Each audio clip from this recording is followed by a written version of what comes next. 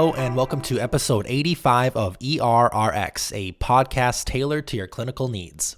I'm your host, Adis Carrick, and this is part 2 of our mini Grand Round series discussing dosing of rocuronium or ROC. In part 1 of the series, I talked about how to dose ROC and other RSI meds in obese patients. I sent out a poll on the Instagram page and everyone was evenly split on how they dose ROC, with some using an actual body weight, others using ideal body weights, and some just giving 100 milligrams to everyone.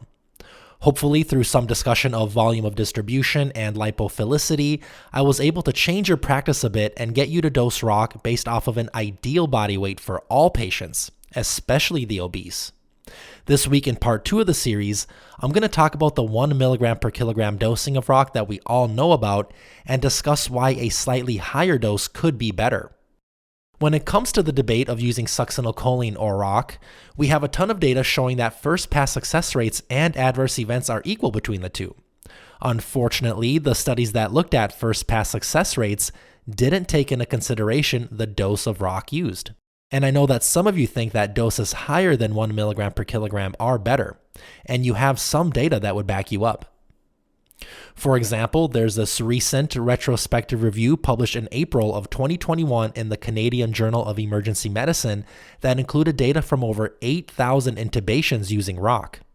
After controlling for confounding variables like hemodynamics, induction meds used, and intubation and intubator characteristics, the authors found that odds of first-pass success were highest in the patients who got greater than or equal to 1.4 milligrams per kilogram of ROC compared to patients who received the standard 1 milligram per kilogram dose. And as a quick side note, when they stratified patients who were intubated with direct versus video laryngoscopy, which was about a 50-50 split, they found that the higher doses of greater than or equal to 1.4 milligrams per kilogram were only significantly better relative to using the standard 1 milligram per kilogram dose if direct laryngoscopy was used. When video was used, it didn't matter what dose of ROC you gave, which seems like more of a plug to use video than to give higher doses of ROC. But still, they also found that these higher doses worked better in hypotensive patients, which makes sense since these patients have reduced cardiac outputs and therefore less drug delivery to the site of action. When we want to avoid using succinylcholine, the biggest drawback to using ROC is the idea that Sux has a much quicker onset time, which is usually but not always the case. There are a handful of older studies that show using ROC doses slightly higher than 1 milligram per kilogram, somewhere around 1.2 to 1.4 milligrams per kilogram, leads to onset times that are comparable to using succinylcholine. In one study, those times were 50 seconds for Sux and 55 seconds for ROC. For those who jokingly or maybe seriously said they just give 100 milligrams to all patients, you're not really too far off, especially in male patients. For example, given the average male height in the US of 5 foot 9 inches, most males will have an ideal body weight of roughly 70 to 80 kilograms. Giving 1 milligram per kilogram means you'd give 70 to 80 milligrams, but if you round it up to 100 milligrams, you'd be giving about 1.2 to 1.4 milligrams per kilogram, which according to the studies I talked about should be perfect for both first-pass success and onset times. For females, it gets a little trickier and you do have to do a bit of math. With an average height of 5 foot 4 inches, their ideal body weights are roughly 60 to 70 kilos. Rounding up to 100 milligrams means you're giving about 1.4 to 1.7 milligrams per kilogram, which is kind of high, but probably not harmful as long as you realize the duration of ROC is prolonged with these higher doses.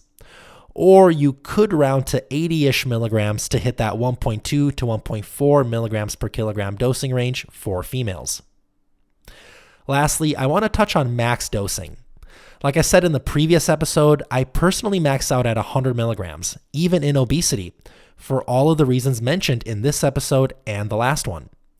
But I have maxed out at higher doses, like 150 milligrams, in the morbidly obese, hypotensive patient who looks like they're going to have a difficult airway, and I'm worried about their cardiac output delivering the ROC where it needs to go. Some may say, what's the harm in giving higher doses of ROC? The thing that I worry about is the duration of paralysis, which again can be prolonged and even doubled with higher doses of ROC. So you're looking at up to 2 hours of ensuring adequate, deep amnestic sedation for your patient once the induction agent wears off. And if you've been around this show for a while, you know how much I hate deep amnestic sedation for our intubated patients.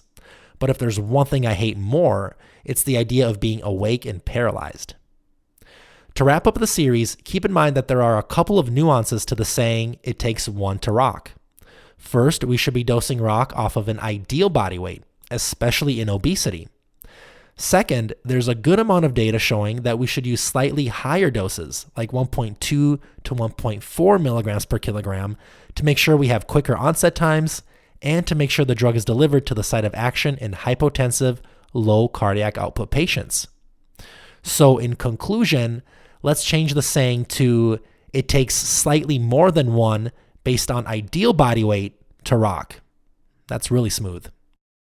As always, thank you so much for your time, and thank you for wanting to learn more about pharmacotherapy.